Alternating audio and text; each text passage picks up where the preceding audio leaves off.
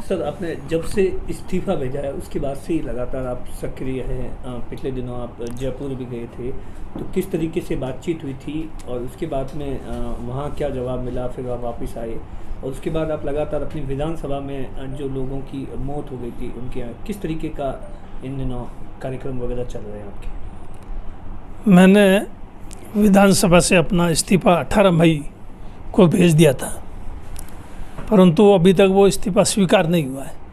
जब तक इस्तीफ़ा स्वीकार नहीं हो तब तक मुझे विधायक के रूप में काम करना है, तो मैं मेरी अपनी जिम्मेदारी को निभाना अपना फ़र्ज़ समझता हूँ। उस नाते मैं जो भी एक विधायक की हैसियत से मेरी जिम्मेदारी और मेरा काम है वो काम मैं कर रहा हूँ। और इस्तीफ़ा देने के बाद में अध्यक्ष जी ने मुझे एक पत्र भेजा जिसमें उन्होंने लॉकडाउन के 7 दिन बाद में पूर्व सूचना के मिलने का कहा था। फिर लॉकडाउन के बाद में मैं जयपुर गया और 7 दिन रुका भी, हफ्ता भर अध्यक्ष जी से मिलना भी चाहा, लेकिन उन्होंने कहा लॉकडाउन अभी हटा नहीं है, लॉकडाउन में परिवर्तन हुआ है लेकिन अभी लॉकडाउन चालू है, इसलिए अभी कोई बातचीत नहीं होगी। तो उन्होंने कोई बात करने से मना कर दिया, तो मैं फिर वापस आ गया और उसके बाद में विधायक की हैसियत जो भी मेरे से हो सकता है बन पड़ता है काम काज है उसको करने की कोशिश करता हूँ। तो सर, कल ही ये ऐलान हुआ है कि आपको एक कमेटी का विधानसभा में सभापति बना दिया गया है, क्या उसके लिए आपकी रजामंदी ली गई या किस तरीके से? इस कमेटी का सभापति में 19-20 में भी था और 20-21 में भी था, और ये 21-22 के लिए कमेटी बनी है, उसमें मुझे सभापति बनाया है। ये अध्यक्ष जी ने सभापति बनाया। अध्यक्ष जी को विधानसभा के बजट सत्र में उनको ये अधिकार दे दिया था कि वो कमेटियों का गठन करें, कमेटियों के सभापति है, कमेटियों में सदस्य है, उनके सबका मनोनयन वो ही करेंगे। तो ये उन्होंने मनोनयन किया है। आपसे सर रजामंदी ली गई थी? नहीं, अध्यक्ष जी से इस बाबत मेरी कोई बात नहीं हुई। तो मतलब अध्यक्ष जी आपका इस्तीफा स्वीकार करने के मूड में तो नहीं है साहब?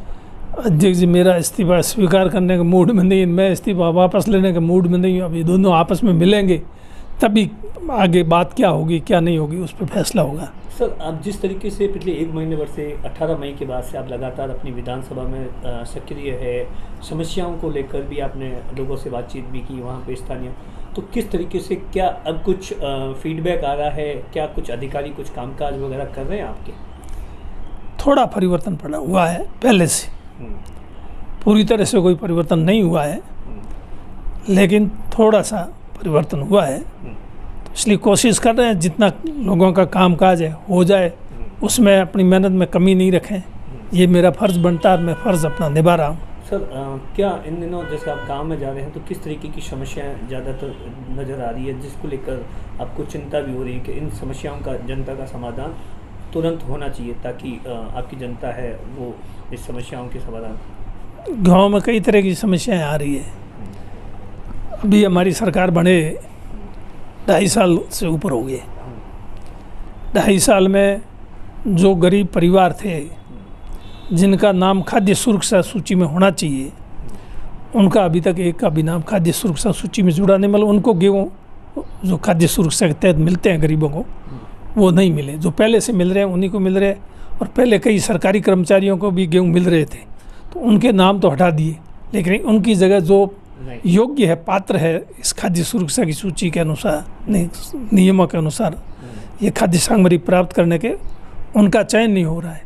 आज कोई बीमार हो जाता है तो उसका फ्री में इलाज होता है अगर इसका खाद्य सुरक्षा सूची में उसका नाम है। अगर इस तरह का कोई है जिसके इलाज के लिए पैसा भी नहीं है, उसका नाम जुड़वाना चाहें तो वो भी नाम नहीं जुड़ रहा है। इस प्रकार की समस्याएं भी बहुत आ रही है।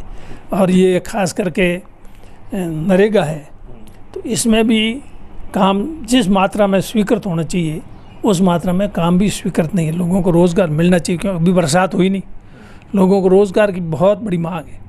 उस मांग के अनुसार लोग गांव में अभी नरेगा के काम भी नहीं हो रहे। कोरोना काल में और भी काम धंधे बंद हो गए तो लोगों को रोज़गार का बड़ा भारी संकट है आज के समय में। गांव में जाने से देखने को मिल रहा है। इस प्रकार और भी बहुत सारे मुद्दे हैं, जैसे पंचायत सहायकों का मुद्दा मैंने पहले उठाया, उनका अभी तक कोई हल हुआ नहीं। उनका नाम मात्र की मानदेय में बढ़ोतरी को, वो बढ़ोतरी नहीं है।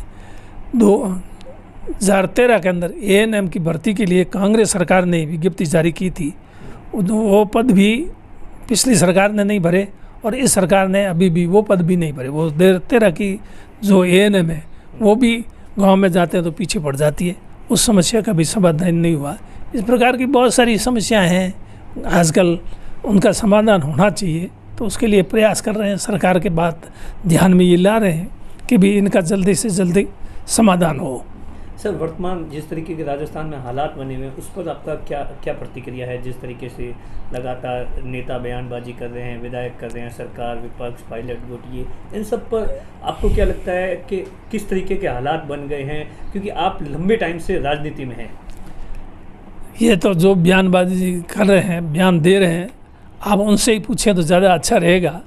वैसे इससे कोई न कोई इसका हल निकलना चाहिए। एक दूसरे पर आरोप प्रत्यारोप, बयानबाजी से पार्टी को नुकसान ही होता, कोई फ़ायदा नहीं। इसको नेतृत्व को बिठा करके और इसका जल्दी से जल्दी समाधान निकालना चाहिए। समाधान निकलेगा तभी जा कर के पार्टी को मजबूती मिलेगी और कांग्रेस के फिर से वापस सत्ता में आने की संभावना बनेगी।